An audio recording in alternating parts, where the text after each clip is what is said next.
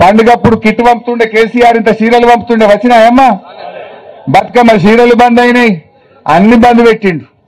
కిట్లు బంద్ అయినాయి, దేవుని మీద ఒట్లు, ప్రతిపక్షాల మీద తిట్లు. ఇంతకు మించి ఏమైనా ఉన్నదా? రేవంత్ రెడ్డి కిట్లు బంద్ పెట్టిండు, దేవుని మీద ఒట్లు పెట్టిండు, ప్రతిపక్షాల మీద తిట్లు పెట్టిండు. మాట్లాడమంటే తిట్లే, సమాధానం చెప్పచేత కదా నీకు? ఎవడు తిడతాడు? ఎవడు బూతులు అందుకుంటాడు? ఎవరి దగ్గర అయితే సమాధానం ఉండదో, ఎవరి దగ్గర అయితే సమాధానం ఉండదో, ఎవరికైతే చేత కాదో వాడే తిట్ల పురాణం అందుకుంటాడు కదా. దాన్ని ఎవడు చేస్తాడు? కొట్లాటకి ఎవడు వెళ్తాడు? నీ దగ్గర సమాధానం ఉంటే ఒప్పిస్తావు, నువ్వు మాట్లాడి మాటతో ఒప్పిస్తావు. నీ దగ్గర ఒప్పించే దమ్ము లేదు, నువ్వు ఒప్పించే గుణము లేదు, నువ్వు పని చేయలేదు, నీకు చేత కాదు కనుకనే తిట్ల పురాణం అందుకుంటున్నావు. నీ నాయకులను దాడులకు ఉసిగొలుపుతావు నువ్వు బిడ్డ. కానీ నడవది, ఎక్కువ కాలం నడవది, గుండాగిరి నిలబడదు. నువ్వేమని చెప్పినావు? ప్రజాస్వామ్యాన్ని పునరుద్ధరిస్తాము అన్నావు. 6 గ్యారెంటీలు కాదు, 7వ గ్యారెంటీగా ప్రజలకు ధర్నా చేసే హక్కు, ప్రజలకు ప్రశ్నించే హక్కు 7వ గ్యారెంటీగా ఇస్తామని చెప్పావు. కానీ ఏం చేస్తున్నావు?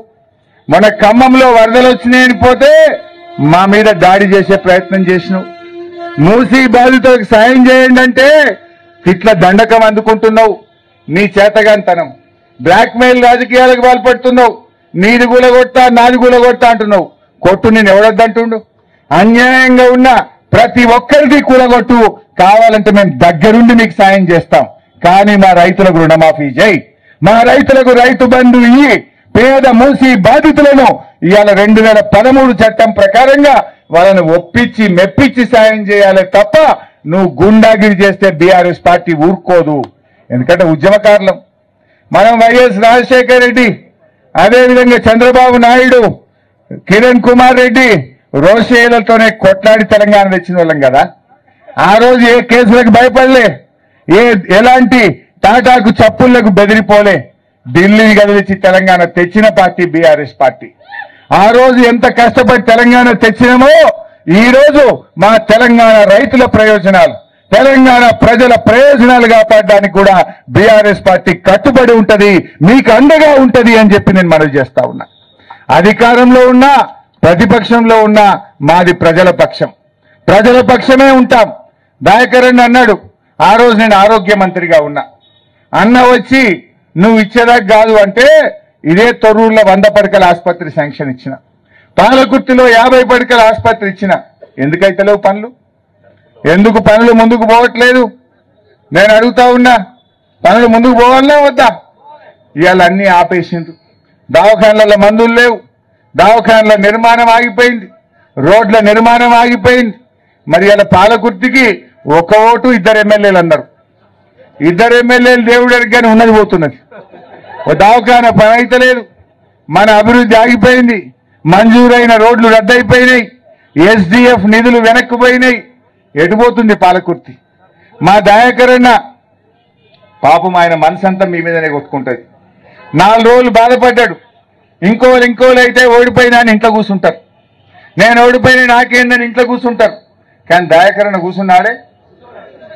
ఇప్పుడు కూడా ఎమ్మెల్యే లేకపోయినా నా రైతులకు రుణమాఫీ కావాలి, నా రైతులకు న్యాయం చేయాలి అని నన్ను తోలుకొచ్చిండు.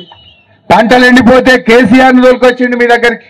మీకోసం ఈ రోజు కూడా మిమ్మల్ని కన్న పిల్లలోనే తోబుట్టులాగా మీకోసం కొట్లాడే నాయకుడు మా ఎర్రబెల్లి దయాకరణ అని చెప్పి నేను మనం చేస్తావు.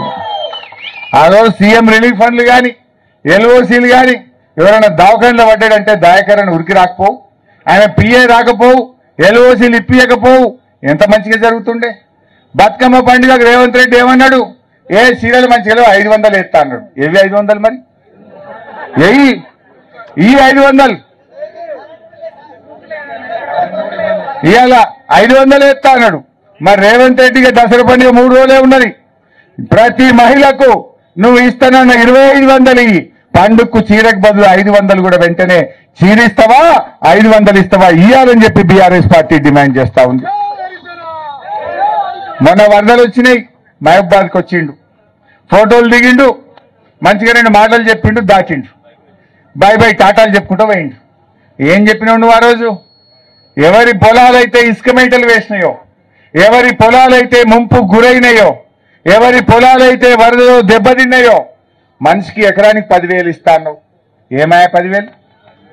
2 నెలలే 10,000 కాదు కదా, 10 రూపాయలు కూడా వేయకపోతుంది. పాపం ఆ రైతుల పరిస్థితి ఏంది? మాటలు చెప్పుడు కాదు. దయచేసి మొన్న అకాల వర్షాల వల్ల రాష్ట్ర వ్యాప్తంగా నష్టపోయిన రైతులకు వెంటనే 10,000 రూపాయలు విడుదల చేయాలని చెప్పి కూడా బీఆర్ఎస్ పార్టీ డిమాండ్ చేస్తా ఉంది. సో సోదరులారా, ఇప్పుడిప్పుడే ప్రజలకు కూడా అర్థమవుతుంది. పాలేందో నీళ్ళేందో అర్థమవుతుంది. వెనకకెళ్ళి మా తమ్ముడు కరెంట్ సరిగా ఉంటలేదన్న అంటుండు. ఇవాళ ఇంగల్లా రోజుకు 4 సార్లు కరెంట్ వచ్చిపోతలేదు. పావు గంట పోతుంది, పావు గంటకు వస్తుంది, అర్ధ గంట పోతుంది, అర్ధ గంటకు వస్తుంది.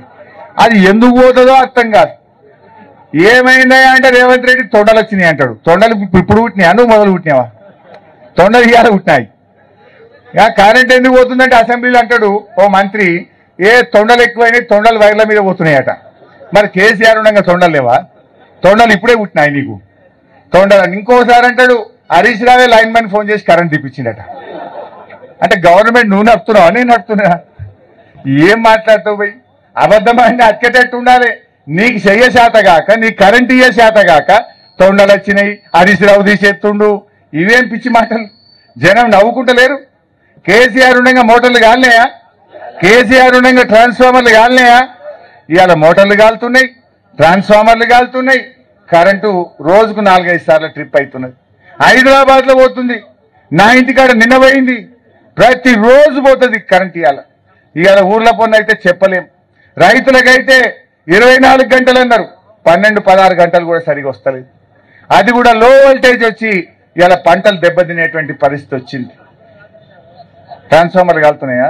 ఇంకా యాసంగి పంట ఎట్లుంటుందో, ఇంకేది వానకాలం, ఇంకా యాసంగికి వచ్చే వరకు అప్పుడు ఇంకెంత చీపలు పెట్టాడో ఈ పుణ్యాత్ముడు. మొన్న వాన గట్టిగా పడకపోతే సగం ఎండిపోవు. ఆ దేవుని దయ వల్ల, ఆ దేవుని దయతో ఇంత వాన పడి ఇంత పంటలు కాపాడుకున్నాం. ఈయన రైతు బంధు ఇయ్యక ఆ కాలం కాకపోతే ఇంకా పరిశాన్ ఉండు. ఆ దేవుడు సలసూపు చూసిండు. అందుకే మొక్కిన కాదే నేను మన యాదాద్రి లక్ష్మీనరసింహస్వామి దగ్గరికి మొక్కిన. దేవుడా, ఈ పాపాత్ముడు నిన్ను మోసం చేసిండు, ఆ పాపాత్ముని క్షమించు, మా ప్రజల్ని కాపాడు అని దేవుని దగ్గరికి పోయి మొక్కొచ్చిన. ఎందుకంటే ఈయన దేవుళ్ళ మీద ఒట్టుపెట్టి మాట తప్పిండు కదా. నాకు అయ్యగారులు చెప్పిండు, దేవుళ్ళ మీద ఒట్టుపెట్టి తప్పితే పాపం బాగుంటది, అది మొత్తం రాజు అంటే ఈ రాష్ట్రాన్ని పరిపాలించే నాయకుడే మోసం చేస్తే రాష్ట్రానికి అరిష్టమవుతుంది అంటే ఏడమా ప్రజలకు కష్టం వస్తుందో అని దేవుని దగ్గర పోయి మొక్కొచ్చిన. ఈ పాపాత్ముడు తప్పు చేస్తే ఆయన ఒక్కని కోసం ఈ ప్రజల్ని ఇబ్బంది పెట్టక దేవుడా, ఈ ప్రజల్ని కాపాడు, ఆ పాపాత్ముని క్షమించు అని చెప్పి యాదాద్రి దేవుని దగ్గరికి పోయి మొక్కొచ్చిన.